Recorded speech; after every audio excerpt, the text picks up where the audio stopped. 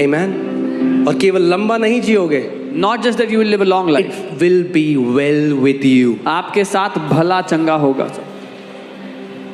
मैं आपको अपना एक आत्मिक अनुभव बताता हूँ जिससे प्रभु यीशु मसीह ने मुझे ये सिखाया। I'll tell you one of my spiritual encounters through which Lord Jesus taught me this.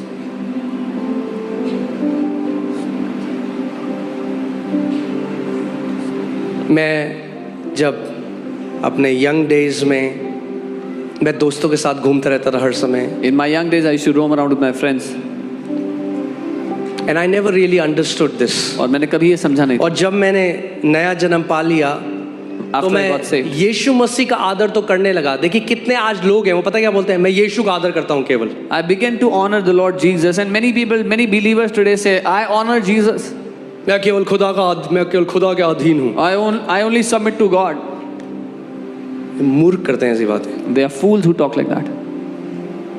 क्योंकि अगर मैं खुदा के अधीन हूँ, Because if I submit to God, then I'll submit to His word.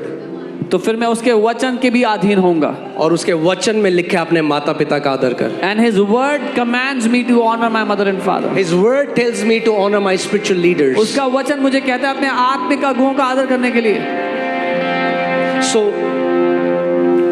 एक दिन मैं प्रार्थना कर रहा था, करीबन 40-45 मिनट हो गए मैं अन्य भाषा में प्रार्थना कर रहा था। One day as I was praying about 40-45 minutes in the spirit, और अचानक मैंने देखा कि मेरे कमरे में प्रभु यीशु मसीह चलते हुए आए। suddenly I saw the Lord Jesus walk into my room.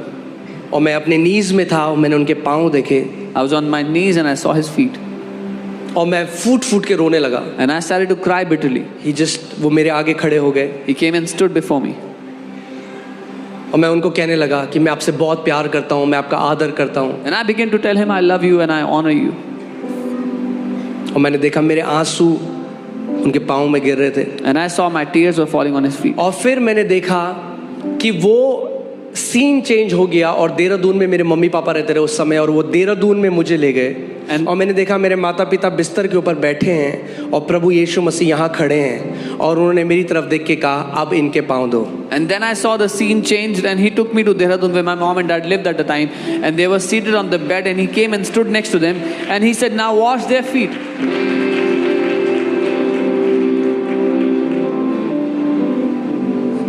इसीलिए मैं आपको बता रहा हूँ हर एक ब्लेसिंग आप जानते हैं किसके लिए, जो हम्बल है, नम्र है, अपने आप को झुकाना जानते हैं। You know, every blessing is for those who are humble, who know how to stoop down to receive.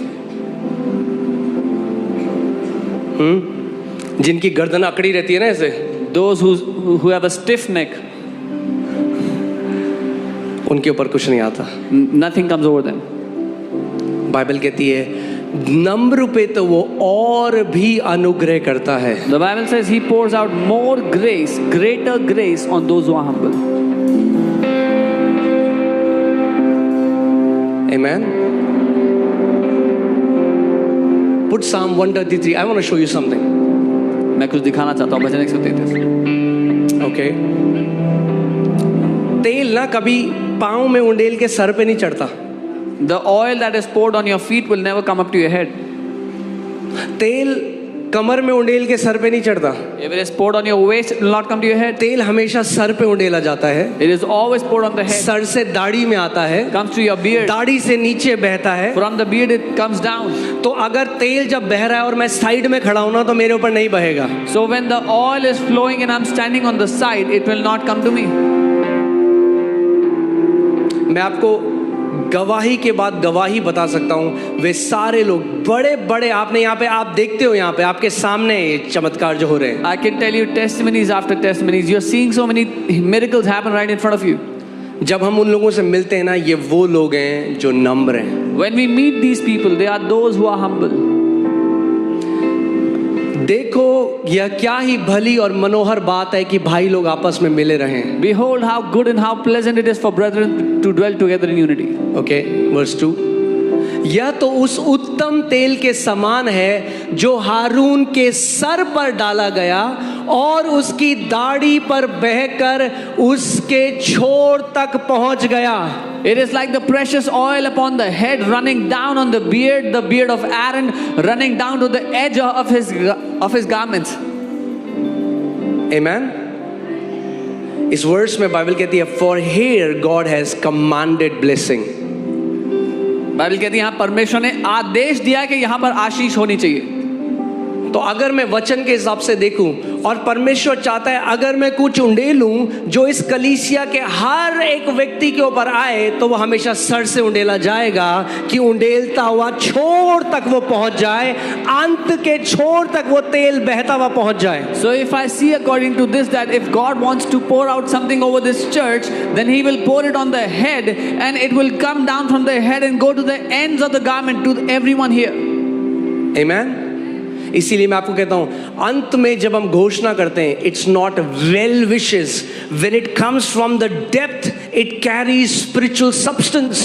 When we make declaration वो अच्छी बातें नहीं है, लेकिन जब वो भीतरी वो गहराई से आती हैं तो वो उसमें बहुत ठोस सबूत है। 11 साल में In 11 years 2 लोगों का फ्यूनरल हुआ है जो और वो भी इस चर्च के मेंबर नहीं थे। only 2 people have been buried in and they were not members of the church. क्योंकि हर संडे आप हर दिन आपके ऊपर प्रार्थना की जाती है कि समय से पहले कोई इस कलीसिया का नहीं जाएगा अपनी कॉल को पूरा करे बिना।